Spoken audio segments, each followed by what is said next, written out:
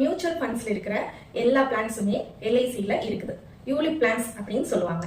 இந்த யூலிப் பிளான்ஸ்ல நாங்க ஒரு கிளையண்ட்டுக்கு எக்ஸ்பிளைன் பண்ணும்போது என்ன சொல்லுவோம் அப்படின்னு சொன்னா, இது யூலிப் பிளான் அப்படின்றதுனால முன்ன பின்னும் வரும் சார், ஸோ கேரண்டிட் பிளான் கிடையாது, இந்த அமௌண்ட் தான் அப்படின்னு உத்தரவாதமா நாங்க சொல்ல முடியாது அப்படின்னு நாங்க வெளிப்படையா சொல்லியே அந்த பிளான்ஸை ஓகே பண்றீங்க அப்படின்னா நாங்க ரெஜிஸ்டர் பண்ணி கொடுக்குறோம் அப்படின்னு சொல்லுவோம்.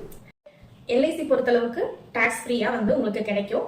ஷார்ட் டேர்மா எடுக்கிறீங்க அப்படின்னு சொன்னா இவ்வளவுதான் ரிட்டர்ன்ஸ் வரும், லாங் டேர்மா எடுக்கிறீங்க அப்படின்னு சொன்னா ஹையர் ரிட்டர்ன்ஸ் வரும் அப்படின்றது எங்களால சொல்ல முடியும். பட் கேரண்டிடா எங்களால சொல்ல முடியாது. பட் வெளியே நீங்க பாக்குற மியூச்சுவல் ஃபண்ட்ஸ் வீடியோஸ் எல்லாம் பார்த்து நீங்க கேரண்டியா அது கண்டிப்பா டாக்ஸ் ஃப்ரீயா அப்படின்றத நீங்க கேட்டுக்கோங்க. ஏன்னா சாதாரண மக்களுக்கு டாக்ஸ் அப்படின்னு சொன்னாலே என்னன்னே தெரியாது. அப்போ அவங்களுக்கு டாக்ஸ் டிடக்ஷன்லாம் இருக்கு அப்படிங்கிறத கண்டிப்பா அவங்களுக்கு தெரியப்படுத்தணும்.